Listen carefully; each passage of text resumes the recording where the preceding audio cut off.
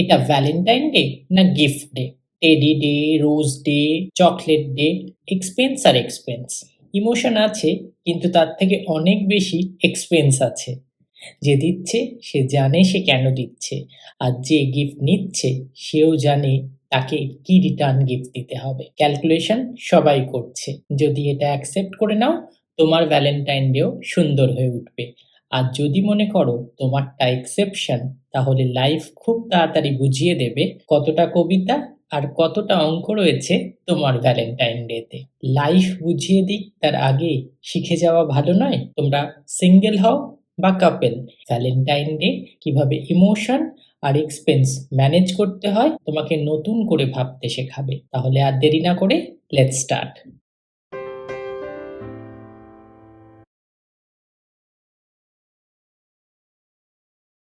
High, আমি অনিরুদ্ধ, আর তোমরা দেখছো লুক্সাস cash and clarity Bangla finance channel. আমি বেশ কিছু ভ্যালেন্টাইন ডে খুব এনজয়মেন্টের সাথে সেলিব্রেট করেছি, আর বেশ কিছু ভ্যালেন্টাইন ডে একা একাও সেলিব্রেট করেছি। আর এর থেকে দুটো জিনিস খুব সত্যি। ফার্স্ট, ফাইন্যান্স ছাড়া ইমোশন সেলিব্রেট করা যায় না, ইমোশন সেলিব্রেট করতেও পয়সা লাগে। আর সেকেন্ড, ব্রেকআপে শুধু ইমোশন ব্রেক হয় না, তোমার ফাইন্যান্স আর তোমার ফিউচার এ দুটোও ভাঙে।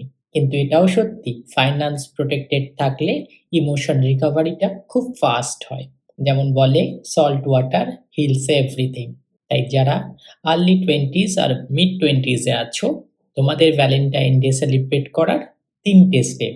First, budget rule. Second, CTC rule. Third, investment rule. এই তিনটে স্টেপ ফলো করলে তোমার ইমোশন আর এক্সপেন্স একদম ব্যালেন্স থাকবে। তো দেখা যাক ফার্স্ট স্টেপটা, বাজেটিং। কত বাজেট হওয়া উচিত ভ্যালেন্টাইন ডে? তুমি যদি 50,000 পার মান্থ ইনকাম করো, তার মানে তোমার ইয়ারলি স্যালারি 6 lakhs। তার ঠিক 1% তুমি অ্যালোকেট করতে পারো as a budget for Valentine day. 6 lakhs এর 1% 6,000। যদি তোমার মান্থলি স্যালারি 1 lakh হয়, তাহলে এই অ্যামাউন্টটা হয়ে যাবে 12,000।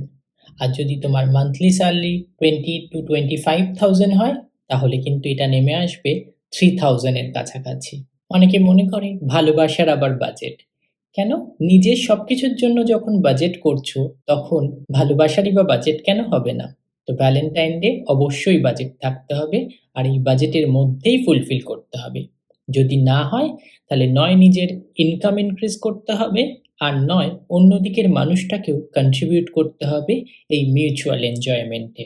কিন্তু যদি ইনকাম ইনক্রিজ না হয়, আর তোমার পার্টনারও কোনো রকমভাবে কন্ট্রিবিউট না করে, তারপরেও যদি তোমাকে বাজেট ইনক্রিজ করতে হয়, তাহলে জানবে কোনো কিছুর জন্য তুমি হয়তো একটু বেশি লোভী হয়ে পড়ছো। এটাই বাজেট রুল। এবার next step, CTC rule. CTC কাকে বলে? আমরা যদি কোনো কোম্পানিতে চাকরি করি, আমাদের অফার লেটারে সিটিসি লেখা থাকে, কস্ট টু কোম্পানি। মানে কোম্পানি তোমার জন্য এক্স্যাক্ট কত টাকা স্পেন্ড করবে। তো কোম্পানি যদি তোমার জন্য সিটিসি হিসাবে 8 lakhs রাখে, তুমি কিন্তু 8 lakhs হাতে পাও না, তুমি পাও 6 বা 6.5। তার কারণ হচ্ছে তোমার জন্য কোম্পানিকে আরও কিছু এক্সপেন্স করতে হয়, সেটা ট্যাক্স হোক, পিএফ হোক বা অন্য কিছু অ্যালাউন্সেস। সেগুলো কিন্তু ডিরেক্টলি হাতে আসে না, কিন্তু খরচগুলো কোম্পানিকে তোমার জন্যই করতে হয়। ঠিক তেমনই ভ্যালেন্টাইন ডের এই বাজেটটা কিন্তু সিটিসি বাজেট। মানে ভ্যালেন্টাইন ডে রিলেটেড যা কিছু আছে সবই কিন্তু এখানে ইনক্লুড করতে হবে। তার মানে আগের এক্সাম্পলে যে 6,000, সেই 6,000 থেকে 2,000 এর ফুড আর ড্রিঙ্ক, যদি ড্রিঙ্ক করো, আর 2,000 এ গিফট। আর যদি আবার teddy day, propose day, chocolate day এগুলোর জন্য স্পেন্ড করতে হয়, সেখানের অ্যামাউন্টটাও কিন্তু এই বাজেটে ইনক্লুড করতে হবে। ধরা যাক 1,500, তাহলে টোটাল হয়ে গেল 5,500। এটাই কিন্তু টোটাল বাজেট হিসাবে রাখা হবে। 500 রুপিস এক্সট্রা থাকবে, সেটা আলাদা করে রেখে দাও ইনভেস্ট করার জন্য। এখানে কিন্তু আমি কোনো রকমভাবে ট্রাভেলকে ইনক্লুড করিনি। তাই চেষ্টা করো কাছাকাছি কোথাও ট্রাভেল করতে। আর যদি দূরে যেতেই হয়, তাহলে তুমি যখন ফুড, ড্রিঙ্কস, গিফট এগুলোর দায়িত্ব নিচ্ছ, তোমার পার্টনার তো নিতেই পারে ট্রাভেলের এক্সপেন্সের দায়িত্ব। আর যে 500 ইনভেস্ট করার জন্য বাঁচিয়ে রাখলাম, কোথায় ইনভেস্ট হবে সেটা দেখা যাক লাস্ট স্টেপে। Last step, invest rule. যখনই আমি এরকম এনজয়মেন্ট থেকে কিছু বাঁচাতে বলি, সবসময় মানুষ এটাই ফিল করে, এনজয় করতে এসেও বাঁচাবো? হ্যাঁ, বাঁচাতে হবে। তুমি যদি ইনভেস্টর হও, তুমি যদি তোমার ফিউচার সম্পর্কে কনসার্ন হও, তুমি যদি ফাইন্যান্সিয়ালি লিটারেট হও এবং ফ্রি হতে চাও, তাহলে তোমাকে সমস্ত কিছু থেকেই কিছু না কিছু ইনভেস্ট করতে হবে। অন্যরা করে না, তাহলে অন্যদের মতো লাইফ তো তুমি চাইছো না, তাহলে তোমাকে করতে হবে। ফার্স্ট কোয়েশ্চেনটার পর এই কোয়েশ্চেনটা আসে, 500 এ কি বা হয়ে যায়? মাত্র 15 রুপিসও যদি বাঁচাতে পারো, সেখানেও পেয়ে যাবে টাটার গোল্ড ইটিএফ এ ইনভেস্ট করার সুযোগ। তাই 15 রুপিস থেকে 150-200 এর মধ্যে যদি তুমি কিছু সেভ করতে পারো, গোল্ড ইটিএফ কিনো। সিলভারও কিনতে পারো, গোল্ড ইজ বেস্ট।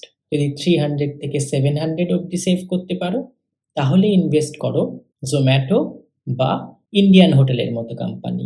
খেয়েই তো এনজয় করছো, একটু জোম্যাটোর ওনারশিপও নাও, বা হোটেলেও যদি যাও ইন্ডিয়ান হোটেলের মতো, একটু কোম্পানির ওনারশিপ থাক না তোমার ইনভেস্টমেন্টে। আর যদি তোমার বাজেট বেশি হয় আর তার ফলে 1500 সেভ করতে পারো, তাহলে ড্রিঙ্কসটা একটু কম রেখে ইউনাইটেড স্পিরিটের মতো ড্রিঙ্কের কোম্পানিতে ইনভেস্ট করো। আর তার সাথে সাথে ইনভেস্ট করতে পারো ইন্ডিয়ার সবচেয়ে বেশি বড় কোম্পানি রিলায়েন্স বা আদানি পোর্টের মতো কোম্পানিতে। অনেকে এটাও বলে এত কম ইনভেস্টমেন্টে কি বা লাভ হবে? কিন্তু তার চেয়ে আগে বলো, এই ছোট্ট ইনভেস্টমেন্টটা করতে গিয়ে তোমার এনজয়মেন্ট কি কোনো রকমভাবে কম হয়? যদি একটা সাইড ডিশ কম অর্ডার করলে, যদি ১ গ্লাস ওয়াইন কম খেলে, ডেজার্টটা যদি নাইবা অর্ডার করলে, খুব ফ্যান্সি ক্যাফেতে না গিয়ে একটু যদি মডারেট ক্যাফেতে গেলে, তোমার কন্ট্রিবিউশন আর তোমার পার্টনারের ইনটেনশন যদি ঠিক থাকে, এগুলোতে তোমাদের এনজয়মেন্টে কোনো এফেক্টই পড়বে না। আর এটাতে কি ওয়েলথ ক্রিয়েট হবে? লাস্ট 2 ইয়ার্স ধরে আমি প্রত্যেকবার যখন এনজয় করেছি, কিছু না কিছু জমিয়ে রেখেছি। এখন সেই জমানোটা জিও ফাইন্যান্সে প্রায় 25,000। আমি অনায়াসে 14 ক্যারেটের 1.5 গ্রাম একটা গোল্ড কিনে নিতে পারবো। আর এই অভ্যাসটা যদি আমি আজকে প্রায় 12 বছর ধরে ফলো করে থাকি, চিন্তা করতে পারো কতগুলো ছোট, ছোট ইনভেস্টমেন্ট হয়ে আছে আমার। মাইন্ডসেটের এরকম ছোট, ছোট চেঞ্জে গড়ে উঠতে পারে অনেক বড় ইনভেস্টমেন্ট কর্পাস। বাঙালি কিভাবে তার মাইন্ডসেট আরো ডেভেলপ করবে জানতে হলে এই ভিডিওটা অবশ্যই দেখো। আর এইরকম আরো ভিডিও পেতে চ্যানেলটা সাবস্ক্রাইব করতে ভুলো না। এই ভিডিওটা ভালো লাগলে লাইক, কমেন্ট, শেয়ার অবশ্যই করো। Wish you a very happy and long lasting Valentine Day. See you soon.